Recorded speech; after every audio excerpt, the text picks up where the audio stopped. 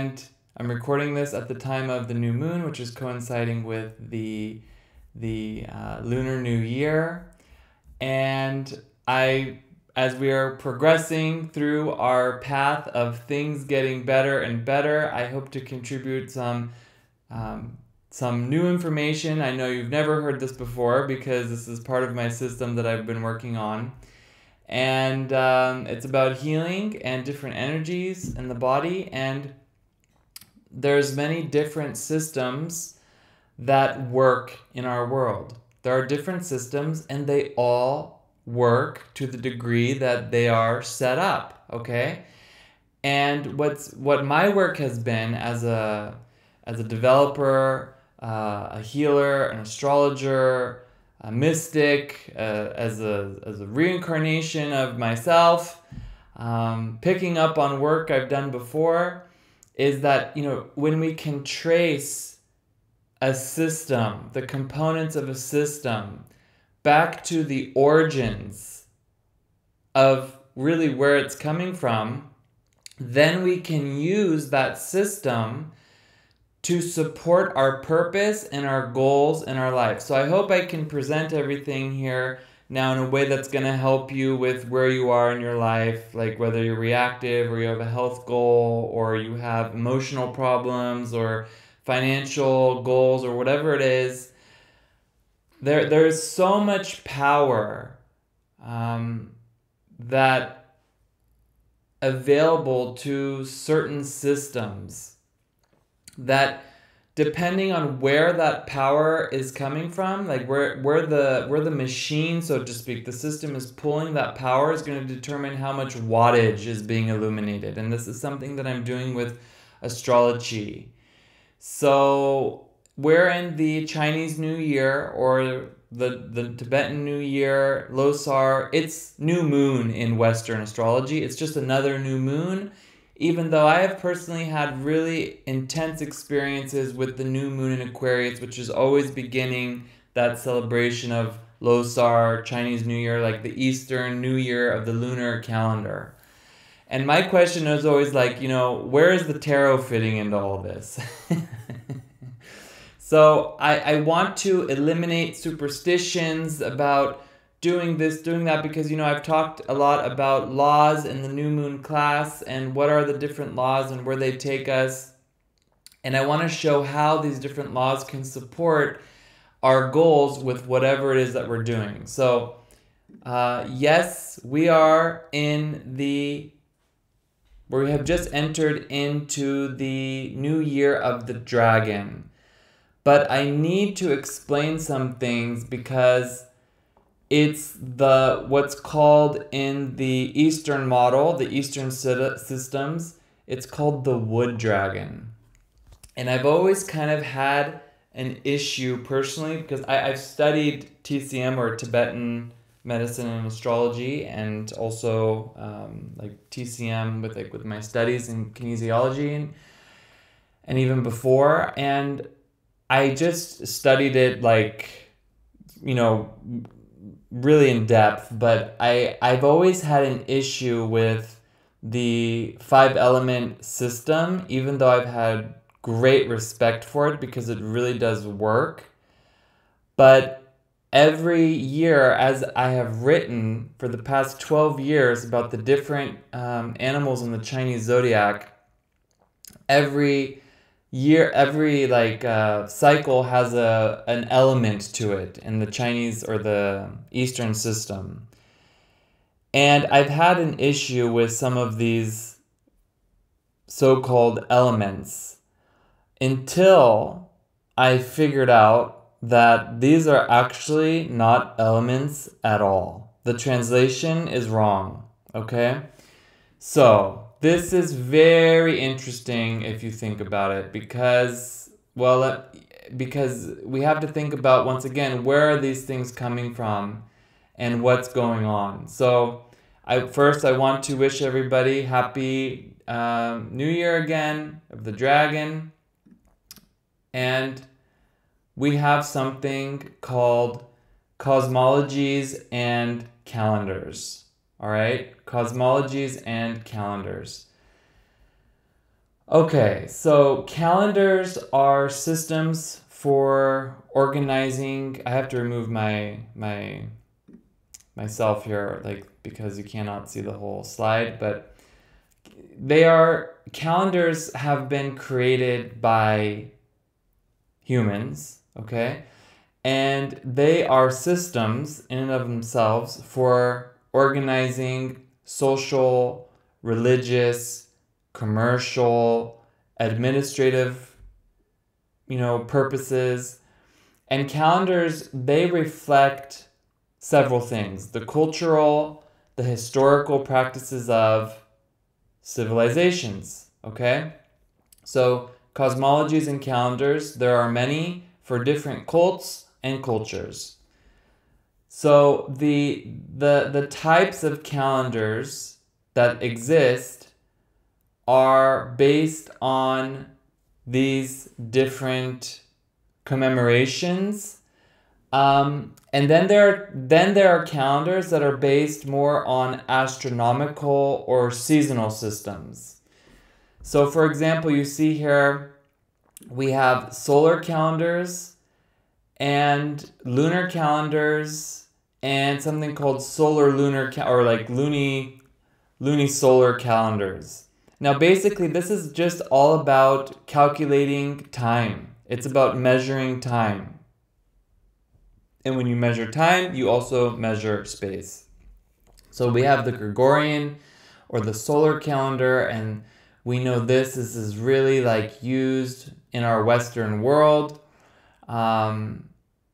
introduced by the Pope. And it's very interesting because it's based on the solar calendars are based on the solar year, and that's about the time that it takes for the Earth to complete one orbit around the sun.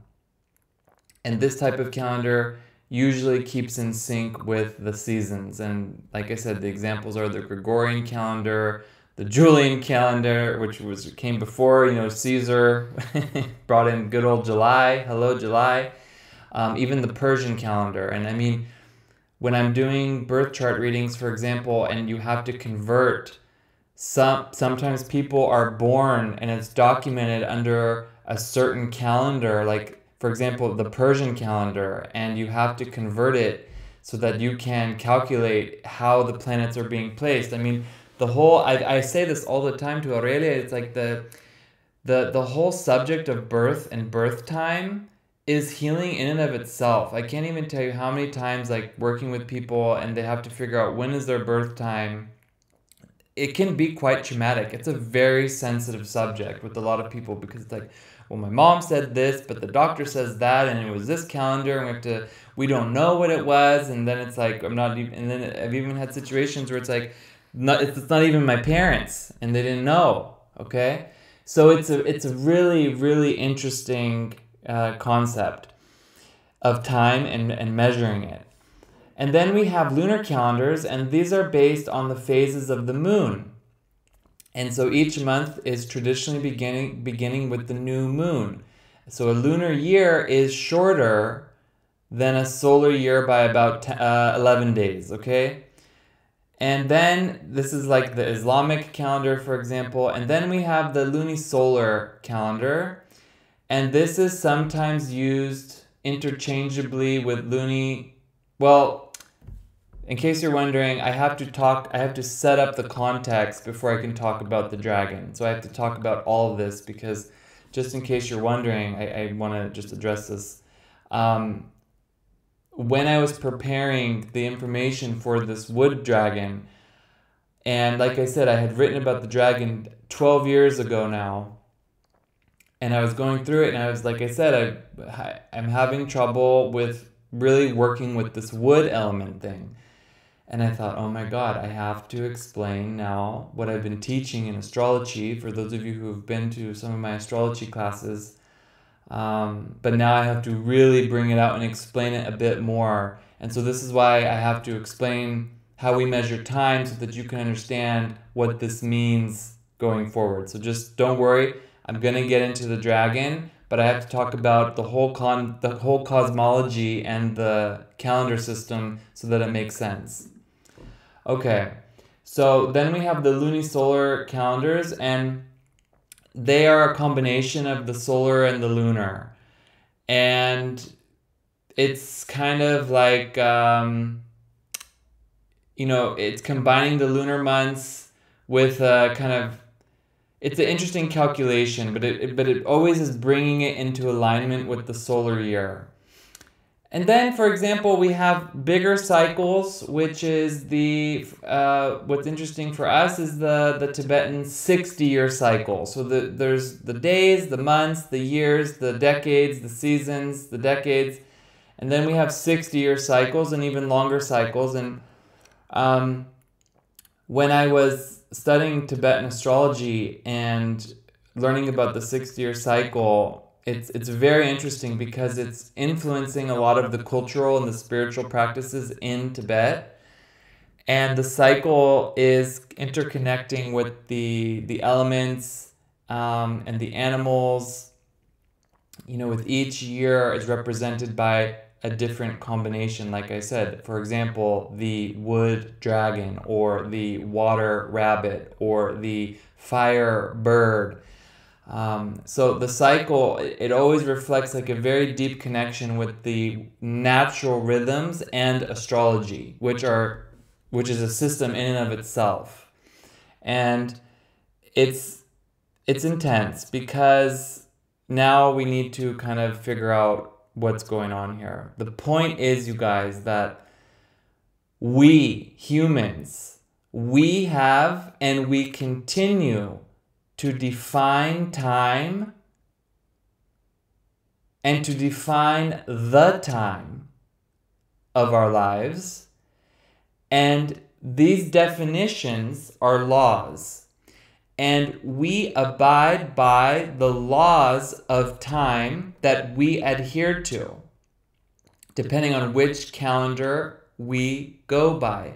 To assume that everyone uses the Gregorian calendar is an error, all right?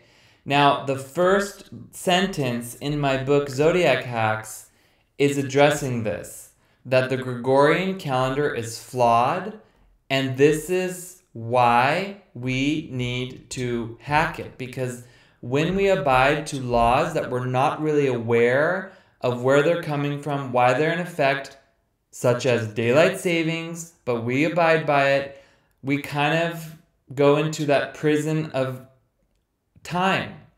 So, but on the other hand, we need laws. We need the laws of time to work within them. So it's a matter of being in the world but not of it. So, now that's that. Then the other side is we have time quantity and time quality. And this, of course, is a big difference, and the pinnacle of that time is relative. Time is relative. So we know this was most famously demonstrated in Einstein's theory of relativity. And it's very much grounded in physics, and that he theorized that time is not an absolute universal constant like we're talking about here, but it can vary for different people or observers, let's just put it that way, because for an animal it can be different than for a human. For me, it can be different than for you, and it depends on the velocity and the gravitational field that someone is in. Now, if there's a gravitational shift, a localized gravitational shift, what is that doing to time? Space is shifting, so time is shifting. Time is shifting, so space is shifting. So this means that the passage of time can differ depending on your frame of reference, and it's either your observation or your actual gravitational field, and whichever is coming first is usually determined by your karma. All right? So this is a concept that's been confirmed by experiments on, like, for example, atomic clocks on satellites versus Earth. These things, they have all been confirmed. So it's very interesting because when we're talking about the quality of time, how you perceive time, it can also be karmically, or let's just say influenced by your activities. If you're waiting, time seems to go longer. If you are like with your BFF and you only have 5 minutes, that 5 minutes can feel like 5 seconds. But if you're with like someone you just can't stand, that 5 minutes is going to feel like 5 hours. So you have the emotions, you have the social context, the people that you're around, the people that you're hanging out with, and all of this. These subjective experiences, they influence how time aligns with your quality. All right? So this quality of time is not determined necessarily by the calendar or the cosmology, but by the fields that you're in. And where are these fields coming from? They're coming from archetypes and being and through that light that's filtering through these archetypes. And the archetypes are building up your reality based on how you are perceiving things, which is based on how you are interacting with things, which is based on basically, am I loving or not? All right? So your energy, your systems, your chakras, your meridians, or your vortices, your aura, all of this is interacting with that field around you, your environment, and it's having a huge impact on your quality of time. Now, these archetypes that I'm talking about, they are found in everything. It's just like in the Chinese zodiac. These are different archetypes, but you have archetypes for your different vortices, which are known as the chakras in the East, or for your meridians. You have different archetypes for everything. And it's very important to get familiar with that because, and then your aura is then interacting with these different fields.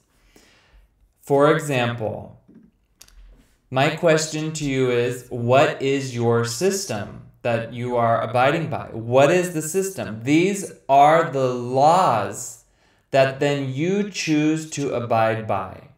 All right? So, the social system, the family system, these are different laws that you have to abide by. There are laws of being in society, of being in a family, of being at work, with your friends, etc., etc., etc.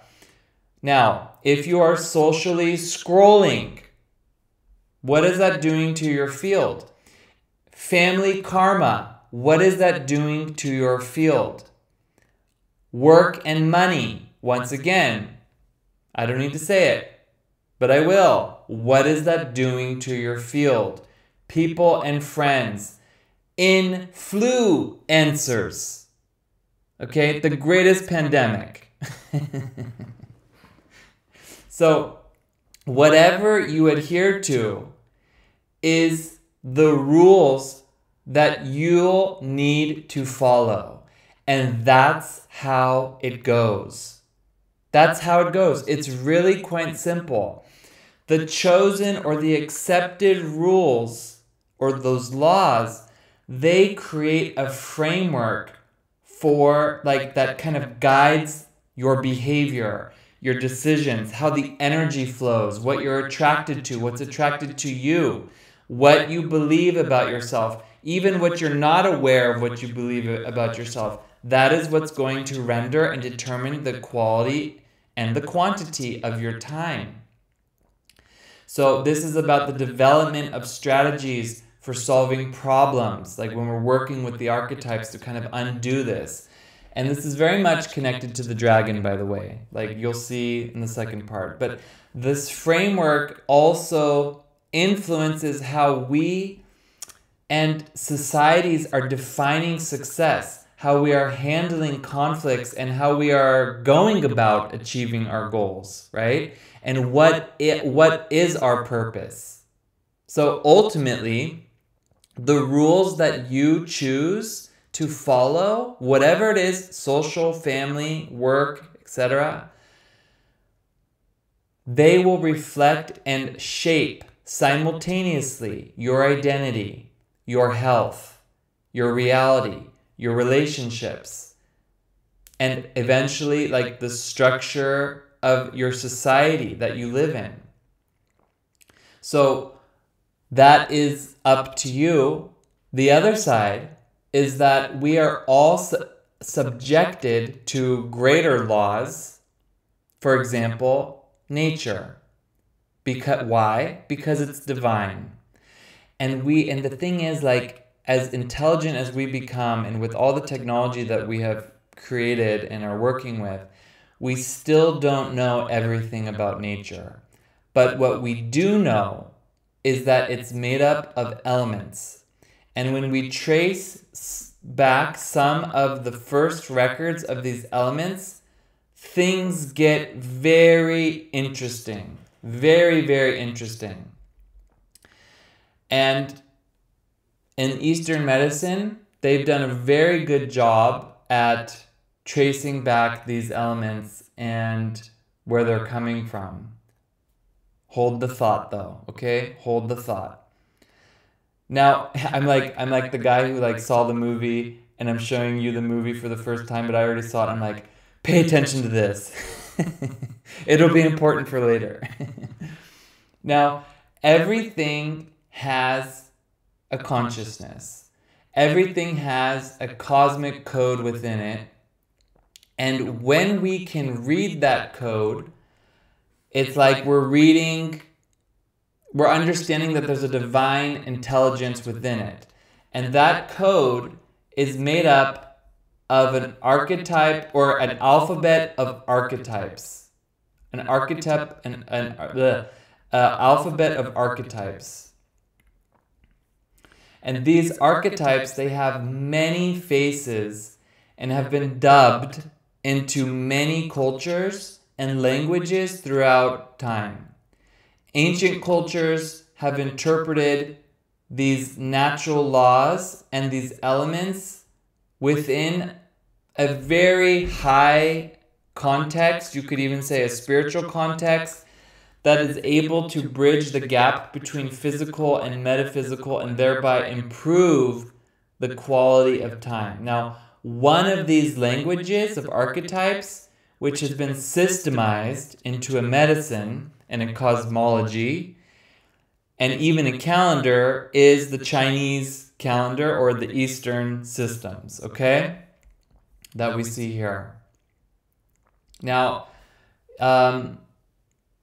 according to Healthline, a 2008 report showed that the earliest found mentioning of this system of elements or archetypes dates back to 300 BC. And today, this system is being used to bring healing to a lot of people, which is just absolutely amazing. So, and I think it's just very also interesting because after China basically opened up decades ago, all of that wisdom that was held within China, it went worldwide. It went, we could say, to the West. So the information about the meridians and how they were working with it, because they didn't invent the meridians, but they invented acupuncture. And so that's a way of working with the meridians. So it became very popular with this 5-element theory. And for me, it was very interesting because when I was studying that, I saw many of the teachings that I have been studying in other systems within it. So here you see on the screen, in many Eastern philosophies, what you see here is what's called the 5-element system. And any kind of Eastern metaphysics or medicine is going to use the concept of the 5 elements. And those elements are wood, fire, earth, metal, and water. And what's really interesting is that they have a certain flow to them, and they have like a very complicated structure, and it's something that works, but that doesn't mean that it isn't limited or it couldn't be better, right? So every year, like I said, has an element. So I want to look at those elements in the Eastern system, and once again, they have 5, and they are used for many metaphysical practices, even like in feng shui. But I have a question, and maybe someone can help me. Where's air? This has been my question. Where's air?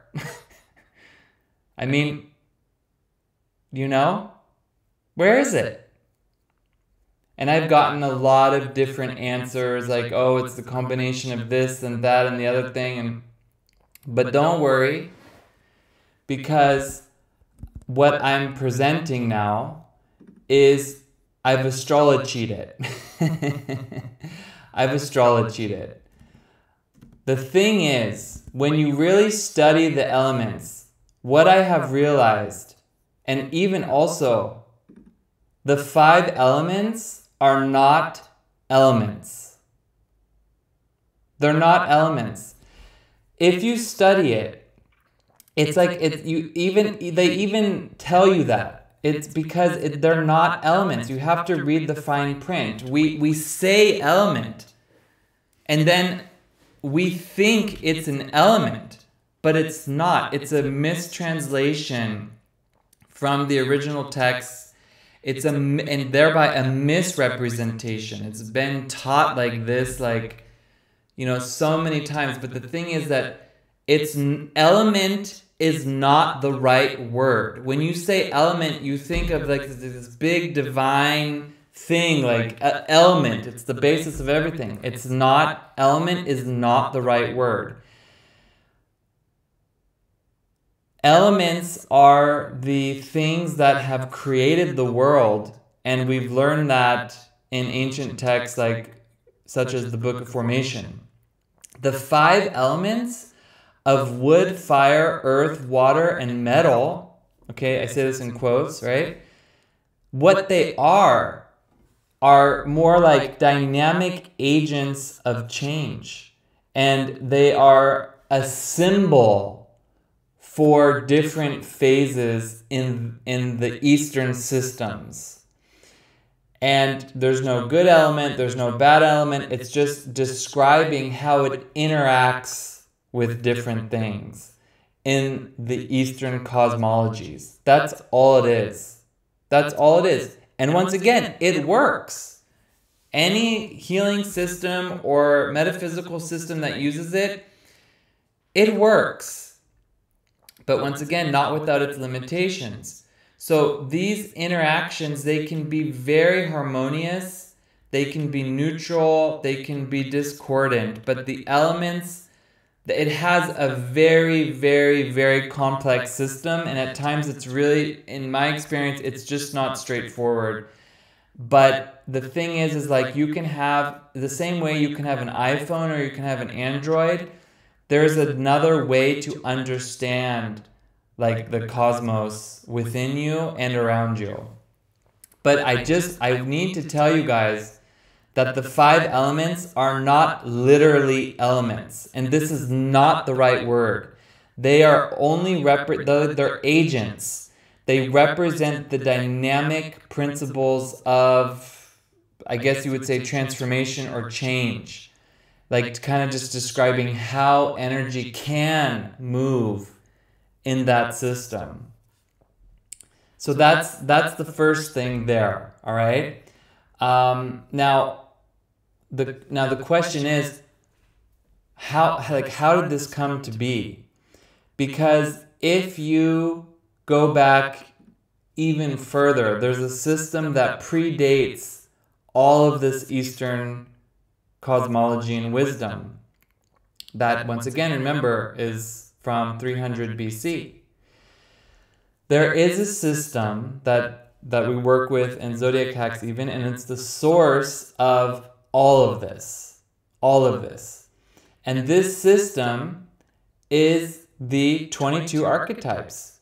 And this was first documented and written by Abraham the Patriarch, who wrote about the 22 Aramaic letters, the 12 zodiac signs, the 12 meridians, the 10 planets, the 10 vortices, all of like how nature and everything is being created.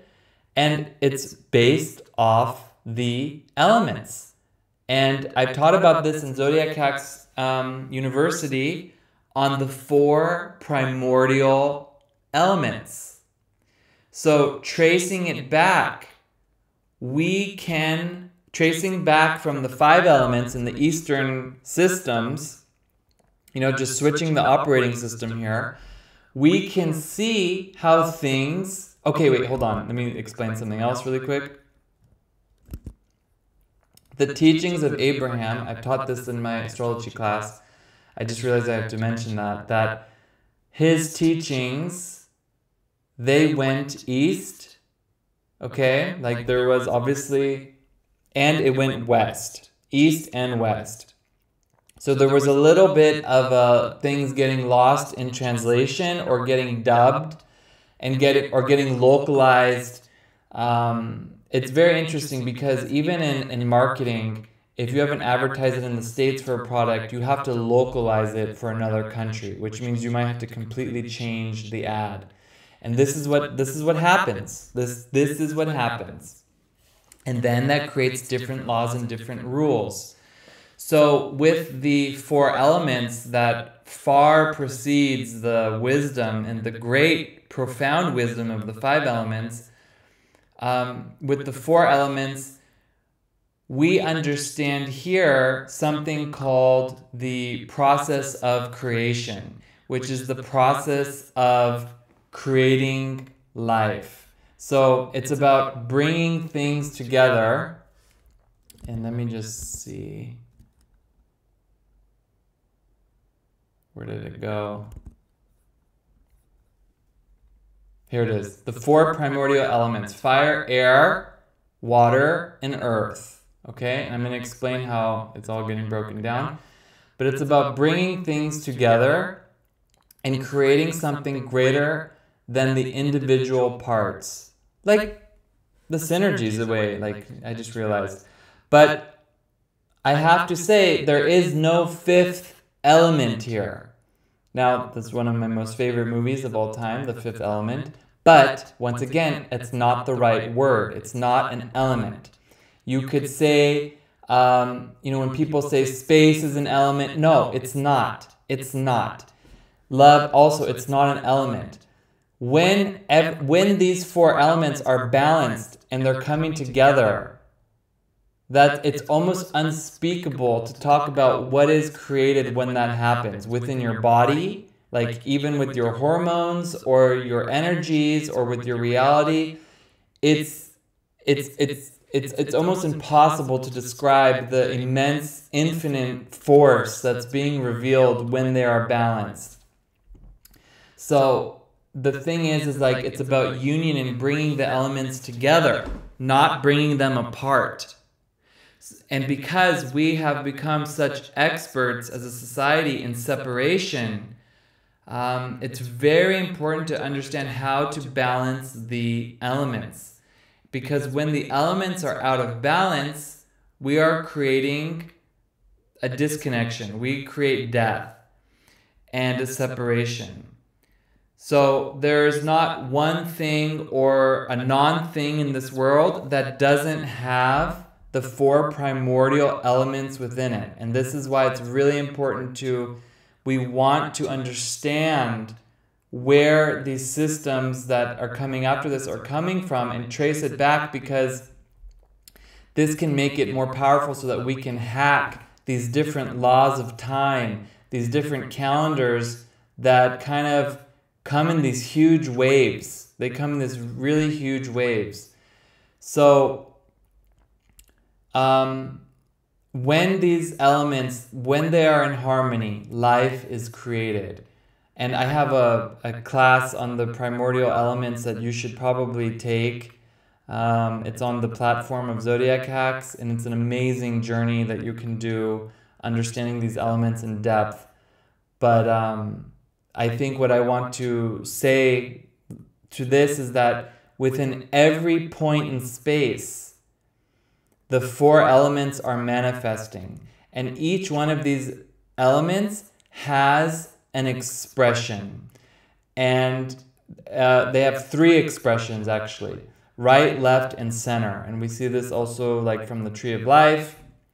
And also if you take 4 times 3, you have 12, and you have the 12 zodiacs, divided into these different elements. And, just to go over it a little bit, fire is like kinetic energy, air is syndicating, water is flowing and nurturing, and earth is manifesting. So why do we care about this? Why do we care about this? And why do we care about the balance of it? Because there's a lot of magic on this new moon, and especially with the Lunar New Year. But we have to make sense out of it within the Zodiac Hacks system, which is based on the archetypes of creations. And like I said, with Astrology, I have figured this out. It's been, part of my work for, I can't even remember how long. And that's a healing system that uses the 4 elements. Now, as an astrologer, it's very obvious to me when I was studying the Chinese New Year cycles, because they come in, they're 12-year cycles, and every year is a new one. Now, that's based on the transits of Jupiter, because Jupiter takes 12 years to make a full cycle. So where I want to take us next is into understanding and correcting the 5 elements if you want to ride the wave of the dragon year, but with more power, then that's the point. Because most things can be corrected if you observe it and abide by it, like from the higher laws. And that's very deep what I just said. Okay? If you're coming from a more powerful context, other things will either just dissolve or kind of click into place. So that is a lot to think about. So what does that mean? Okay, so as you can see here, this is the process of bringing the 4 primordial elements together. Fire, fire, air, air, water, water, earth, earth. And when you bring them all together, you get the balanced elements. And this is a symbol that's used in various different modalities. In brewery, for example, it's called the brewer's star because this is like an old alchemical symbol. We also know it as the shield of David. We see it as above, so below. It's a very powerful star energy. All right, and another example of bringing the energy into a higher context, we have yin yang, which is positive negative, and we see it as sun moon. Okay, same thing. So how do we bring the 5 elements into the 4 elements? How do we return it back? All right, because what the heck? Where is the air, and why do I have metal and wood? This for me was always like, this is not making sense. I need to breathe. I'm not a robot, So what I just said is actually kind of intense. So we need air, you guys. We really need air. All right. I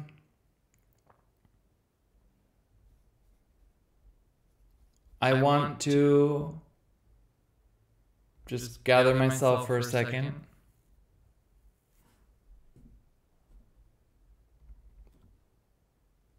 Because I didn't realize I was going to get into this, but it seems that I am. Okay.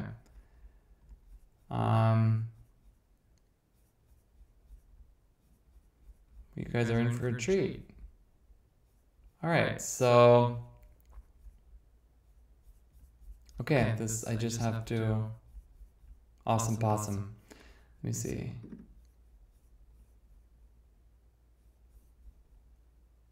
Okay, how are we going to do this? How are we going to do this? It's too many. It's too many. So, we have, on the left column, we have the 5 elements. On the right column, we have, okay, the 5 agents. Remember, they're not elements. They're not elements, even though people like to say it, and they like to say it with a lot of authority, that these are the elements. No, they are not elements. We have the 5 agents on the left, and then you have the 4 primordial elements from which all other elements are coming from on the right. So fire, we recognize this as fire, and this is why it's sometimes misleading, because, oh yeah, fire is an element. All right, so there's fire to fire, water to water. Now what the heck is going on with the wood block? And why, if I have earth, that would make sense, but then I have 2 extra ones, and I have earth and metal. So how, like, this doesn't make sense. But in astrology and zodiac hacks, we fixed it. Basically, wood is air, and earth and metal is earth. It's quite simple. It's quite simple. So, now what can we do with that? So, when we are working with this, it's going to give us a deeper understanding to how the meridians are flowing, how the actual, like how that whole 5 element system is actually working. So somehow this got lost in translation, or it got described on how the energy is moving by the sages who saw it in the hills in that part of Asia, describing it as metal and earth and wood. That's okay. What it really is air and earth. All right? That's really what's going on here. So, what does that mean? We are actually in an air dragon cycle.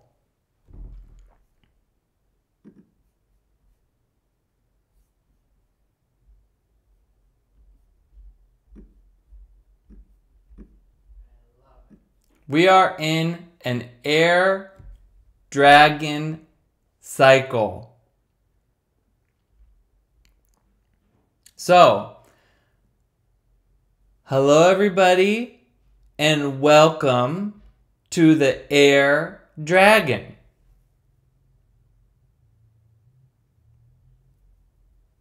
Because if you say wood, it does not add up.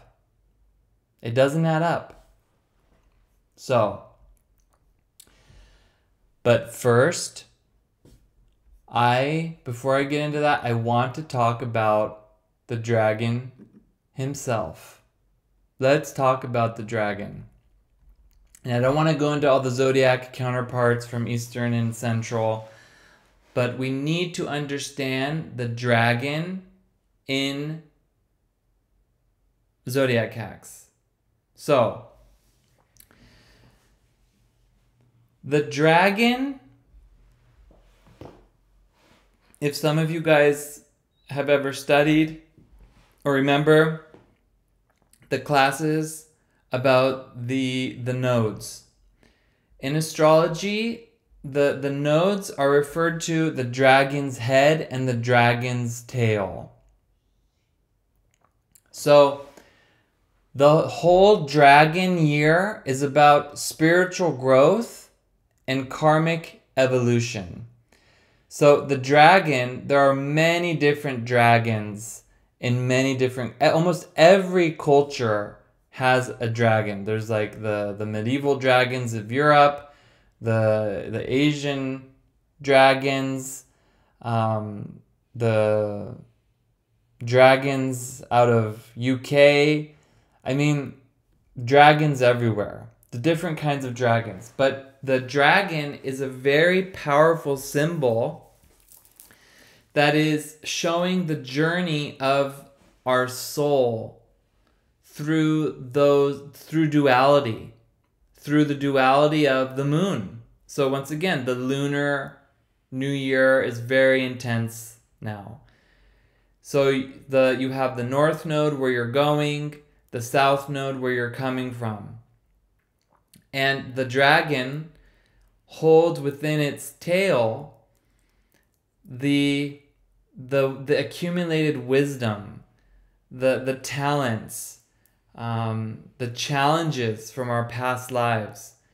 It's showing us about our karmic inheritance, also the lessons that we've mastered and the baggage that we carry into the present. So there's a lot of focus on the past and outlining the qualities and the experiences that we need to kind of move forward and have that spiritual growth and that purpose. And the head of and this is balanced by the head of the dragon, which is our future, where we need to walk in this life. It's our purpose. And it's also the qualities and the skills that we need to develop, the challenges that we are meant to face, and I guess I would say like the destiny that we need to fulfill. So there's a lot there with that. And when you understand the dragon as a full spectrum process, it's showing us the tendencies that we need to overcome and illuminate where we are headed. So it's not just a symbol of fate. It's really a representation of that interplay between the past and the future. And it's really kind of showing us the importance, once again, what is our free will? What are the laws that we're abiding by? What are the laws that we're subjected to even now? And taking responsibility for shaping your own destiny. So when you work with those lessons of the dragon and you hear the calling of the dragon, you are creating in harmony. Even if it's not perfect, I mean, we all make, there's no way, but we are perfecting it. We are co-creating our reality, becoming architects of our world. So it's amazing to do that. Now, so maybe you are a dragon, okay? Maybe you were born during the year of the dragon. I want to give a greater understanding of what that means, like within zodiac hacks, because nothing changes, just understanding it.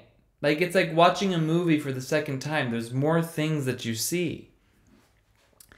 Dragon people is very complex situation of the wisdom from many, many lifetimes, okay? And the dragon has the hunger for progress and mastery in the present life.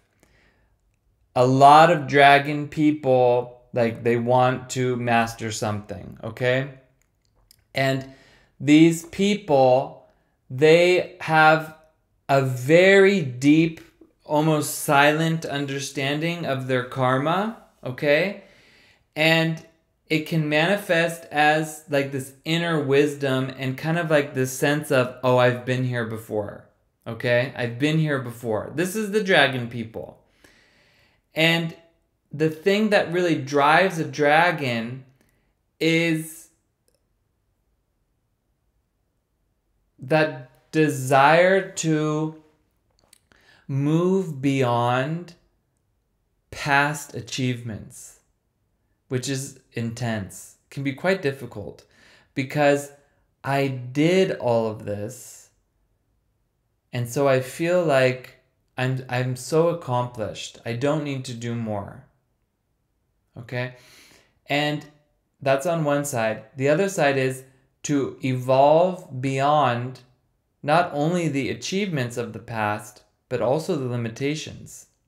So the dragon people have to kind of strive for a future that is shaped by both, like destiny and free will, like, it's the same thing, but it's, I'm not going to explain all that right now, because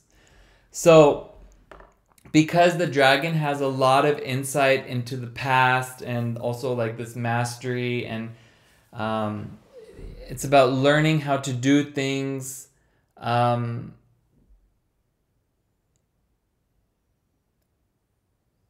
again, but in the kind of like a new way, or to not do things again and do things in a new way. So it's very interesting because and like there's all these different kind of like social dynamics as well to it, because the dragon can have a very strong presence, because they've been there, they know what's going on. But ultimately, I think what I just want to say is the dragon persona is like a lot about power and integrating past wisdom with future potential. So living life boldly and understanding kind of where you really, need to go.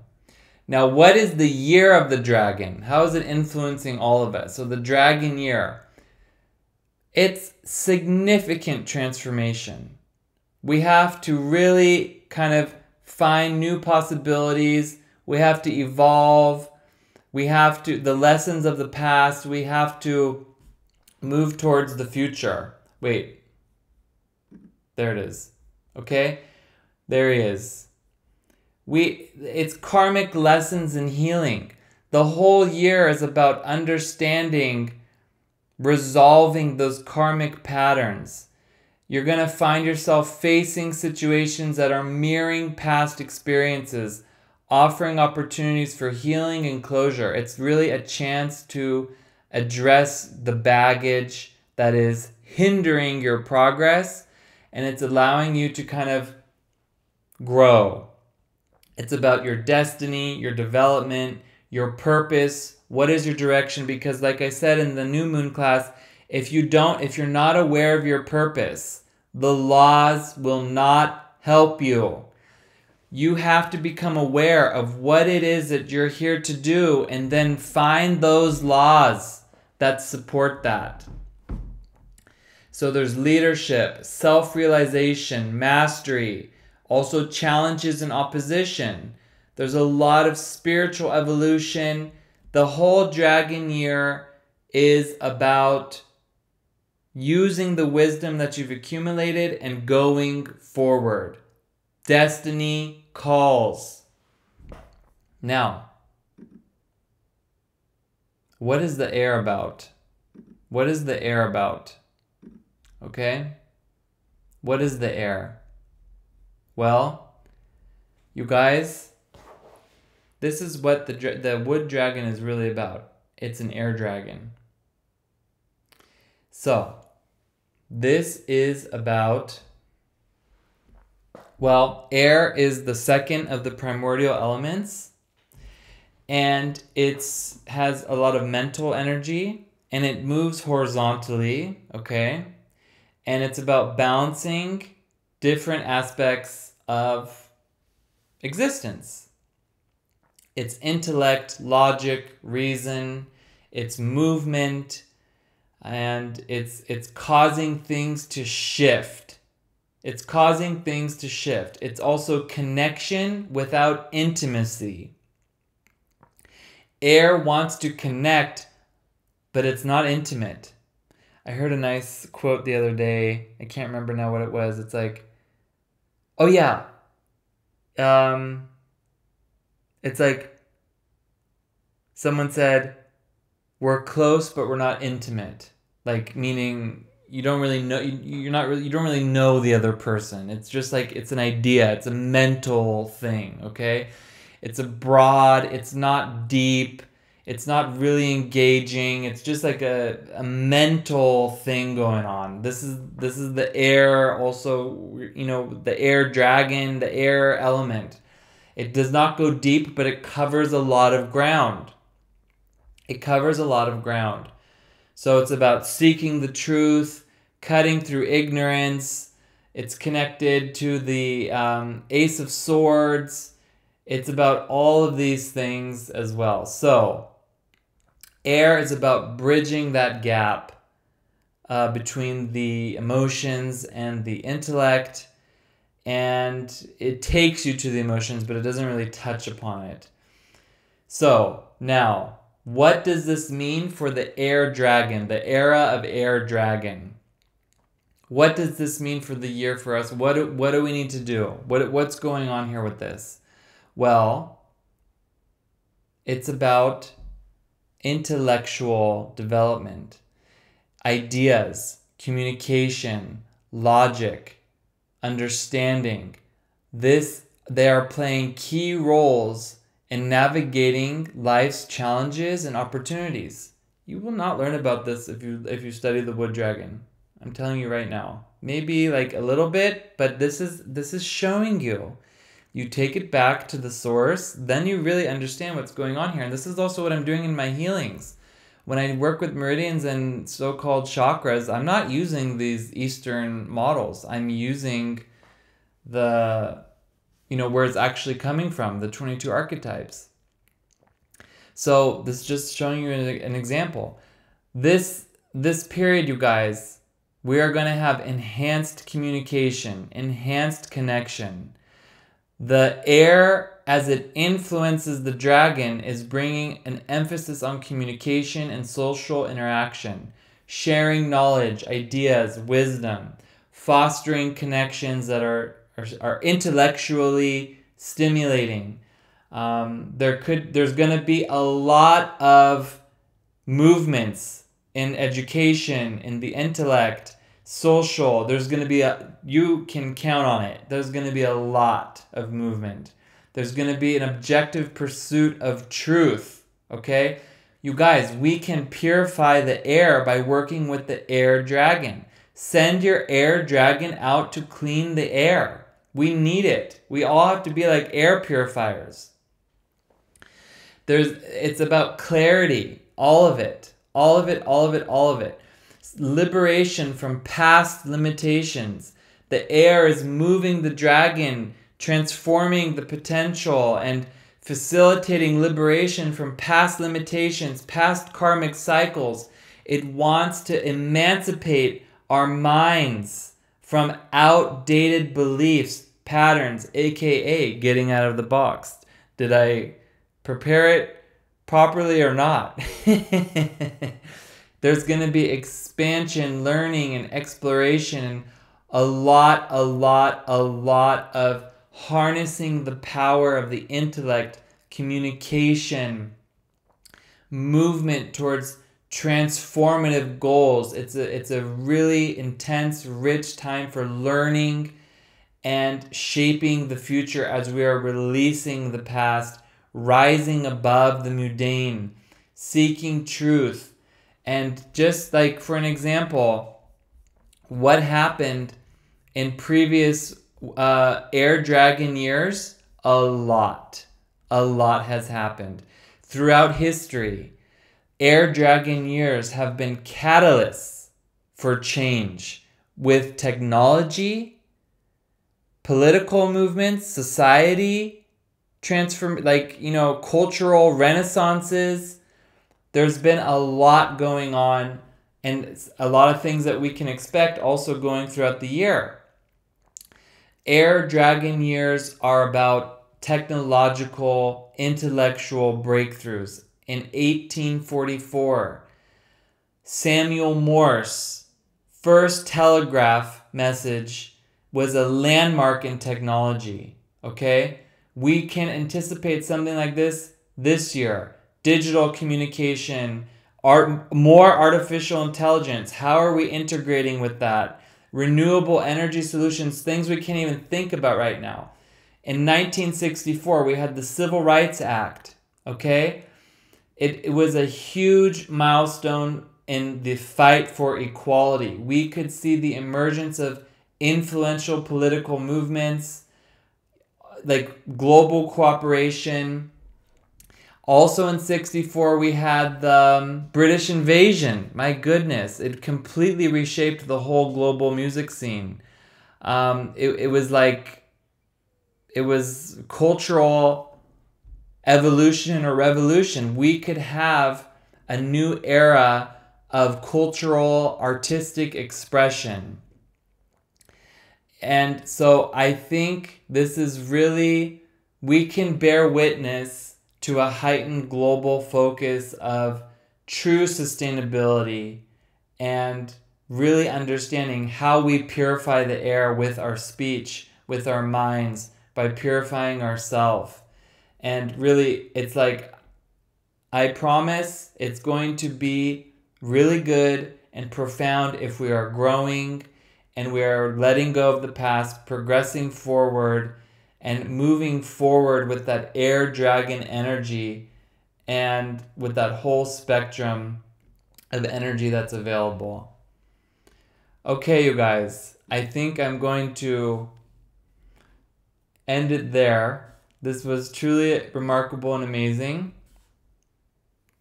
And this is, I'm going to prepare the meditation for you, and then you can come back, listen to this again, and then do the meditation to meet your own air dragon who's going to be guiding you and be with you throughout the whole year. So let me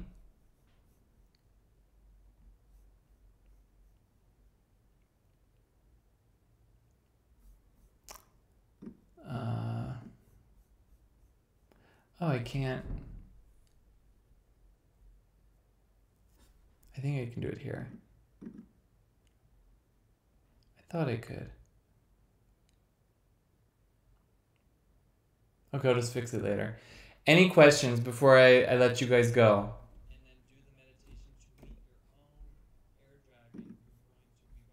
You might have to type it because I won't be able to hear you.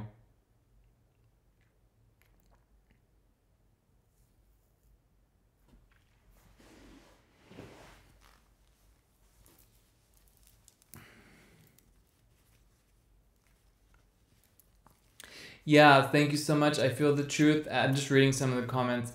I feel the truth as an air dragon instead of a wood dragon. Yeah, totally. So that's it's like I said, I mean, nothing changes but your understanding of it. And so this is really amazing because yeah, I know quite a few wood dragon people, and this just totally makes sense for them, and also for the year, that we can proceed with the year in a more powerful way, with a higher consciousness, with, I would say, better laws. So this was a lot to divulge, and so wonderful, you guys. Then thank you so much. Oh, there's a delay, so I'm just gonna wait and see.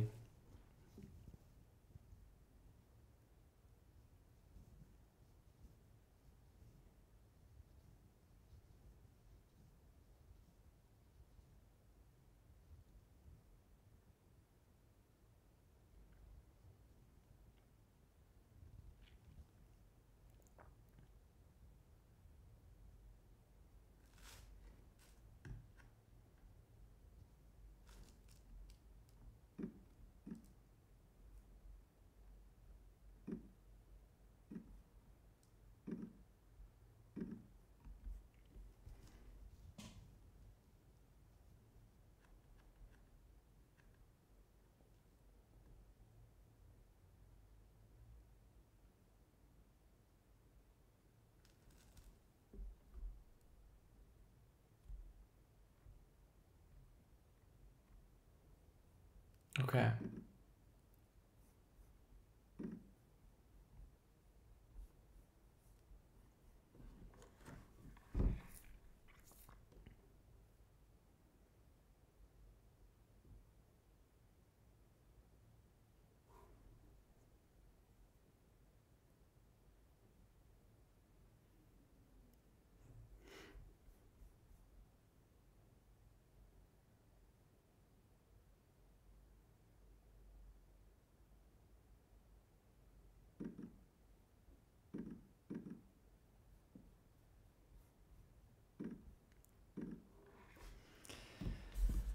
Alrighty, so now we're going to get into the meditation.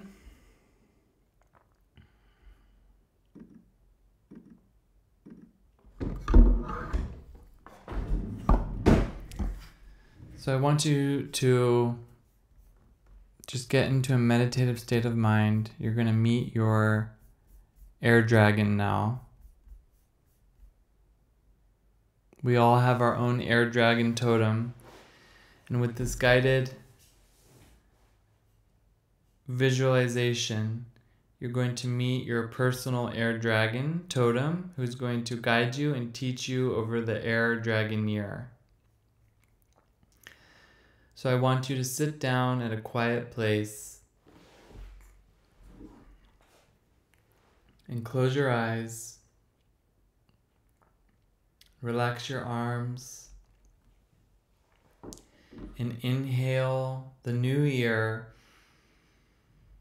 and exhale the past year. Inhale the new year and exhale the past year.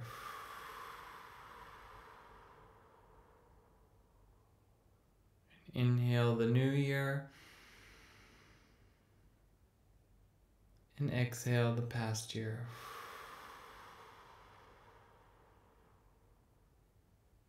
Resume normal breathing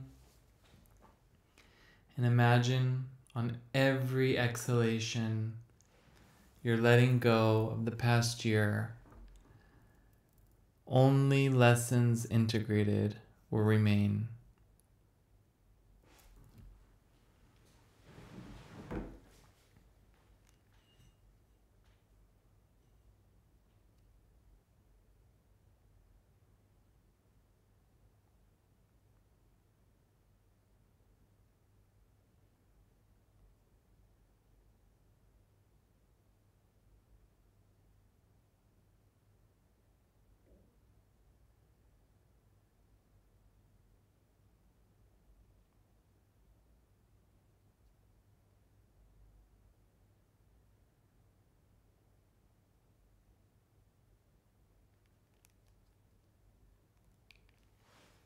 Continue to breathe normally. And with your next inhalation that we're going to do, you are going to be transported to the environment where you should meet your air dragon totem. Inhale and exhale, and you are transported to your environment where you will meet your air dragon. And I want you to look around. Don't judge your experience, but make a mental note to remember everything about the environment that you're in right now. Do you feel the air around you? How easy is it for you to connect to air, to others, to anything? Is there air strong? Are you in a windy environment, or is it breezy and chilly? Decide to make a mental note of your thoughts in this environment.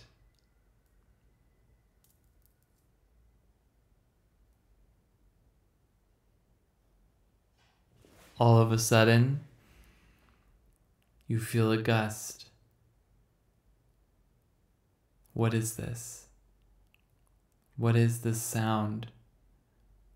What is this feeling? Is it coming from far or near? What is the source of this gust of air? You realize it's your air dragon totem. What does your dragon look like? What color is it? His shape or her size? Is it far away? Is it close? Are you afraid? Are you happy? Does it have a name?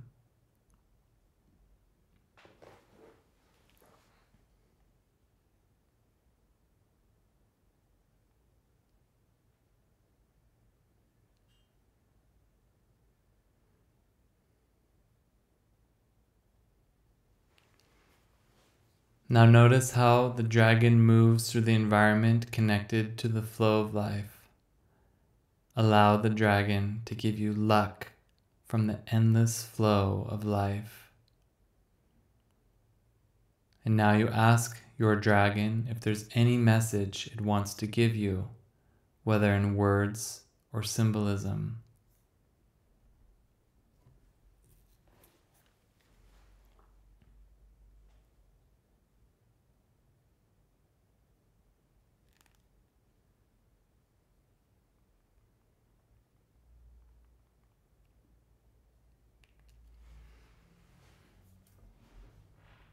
When you're ready, say goodbye to the dragon.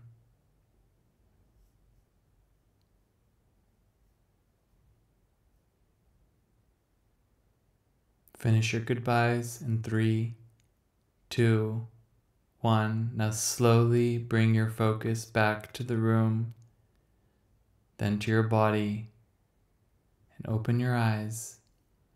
You've just met your personal air dragon and received a treasure from the flow of life. Your dragon will be your guide throughout the year to aid you in transformation so that you may see the compassion in action and battle against ego. You will be able to access your dragon totem throughout the year by meditating with it. Thank you guys so much for your focus and your time. Until next time, bye.